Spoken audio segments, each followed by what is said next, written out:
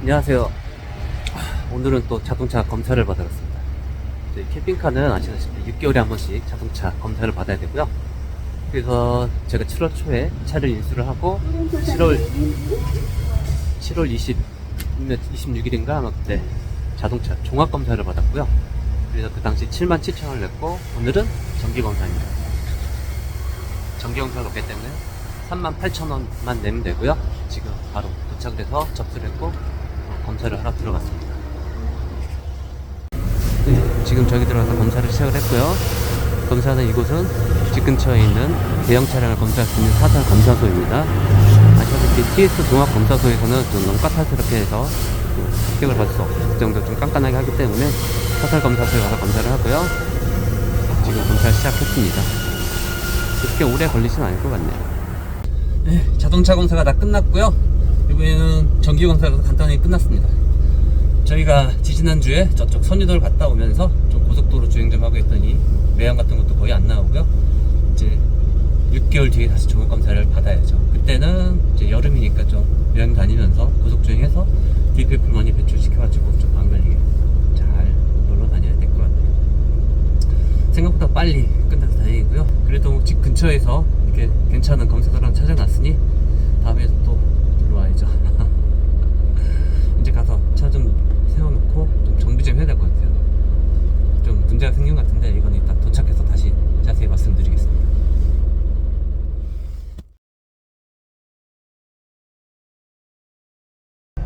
자동차 정기 검사를 받고 이제 집 앞에 주차장에다 세워놨습니다.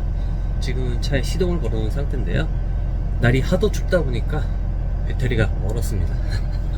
배터리가 얼어가지고 좀 약간 리셋되고 이런 문제가 있어가지고 업체에 전화를 걸어서 어떻게 조치를 된지 리셋하는 거 배워가지고 리셋 걸었고 지금 보일러 다 틀어놓은 상태입니다. 지금 배터리가 얼었기 때문에 배터리가 좀 제대로 동작하기 위해서는 뭐 보일러 틀고 히터 틀고 해가지고 어느 정도 좀 녹여줘야 된다고 해서요. 시동을 약쪽 걸어놓고 배터리랑 실내 좀 온도를 높이고 있습니다. 바닥난방이랑 뭐 히터를 다 틀어놨으니까 금방 따뜻해지겠죠? 이렇게 해서 녹이면 뭐 정상 도착할 것 같습니다.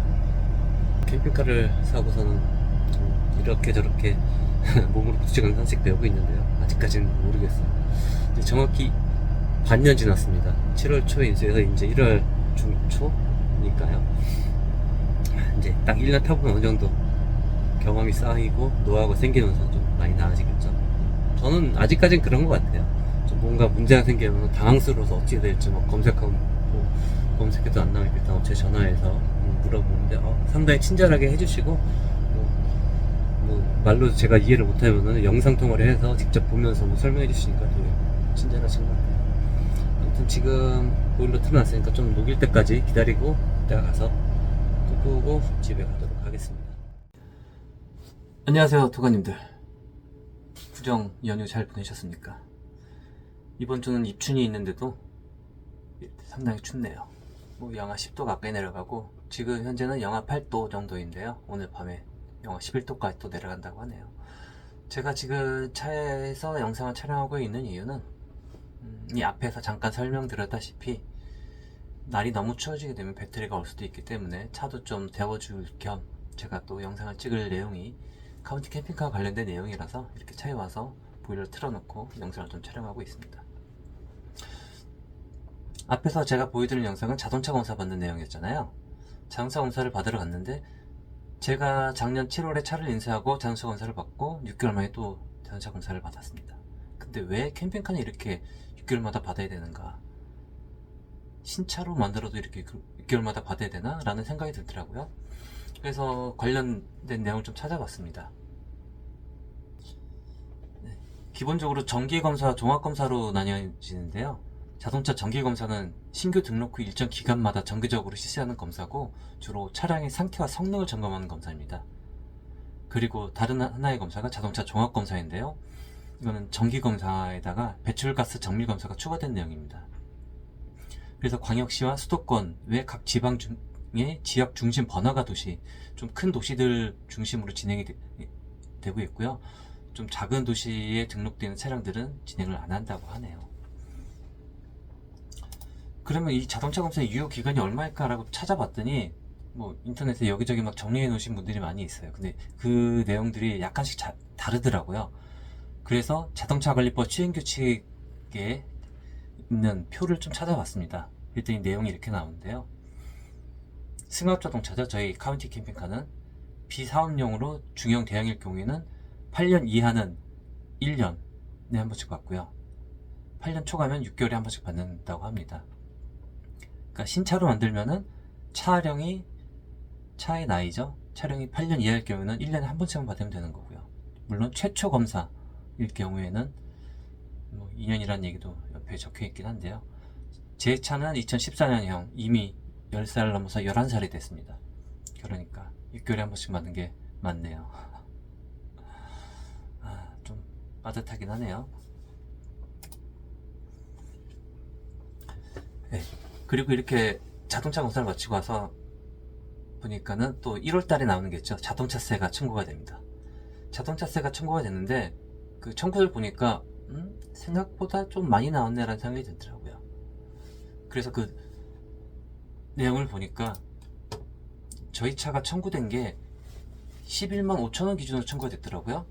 근데 그 기준이 뒤에 있는 승합자동차 중에서 대형 일반 버스 기준으로 청구가 됐더라고요. 대형 일반 버스 비영업용.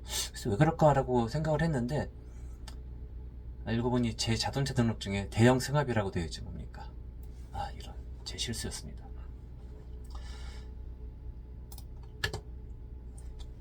기본적으로 승합차는 뭐 11인승부터죠. 승용차는 10인승 이하를 승용차라고 하고 11인승에서 15인승까지는 소형 승합, 그리고 16인승에서 35인승, 길이 9m 미만은 중형 승합, 그리고 36인승 이상 또는 길이 9m 이상이 될 경우에는 대형 승합이라고 합니다. 그럼 이 카운티 캠핑카는 39인승 어린이 운송차로 만드는 거거든요. 근데 구조 변경을 하면서 4인승으로 바뀌었습니다. 원래 36인승이었던 걸 4인승으로 변경하게 되면은 이게 대형 승합 기준에는 맞지가 않거든요. 뭐 인승 기준에도 맞지 않고 크기 기준에도 맞지 않고, 캠핑카를 구조 변경하기 전에는 39인승이라는 것 때문에 대형 승합 기준에 인승 기준을 맞춰서 대형 승합이 맞는데, 캠핑카를 구조 변경을 한 이후에는 대형 승합 기준에 맞는 게 하나도 없는 거예요. 그래서 인터넷 카페에서 좀 찾아보니 중형 승합으로 변경하신 분들이 많이 있더라고요. 그 대형 승합으로 그냥 유지하실 때 장점이 뭐가 있는지 찾아봤는데요. 없었습니다.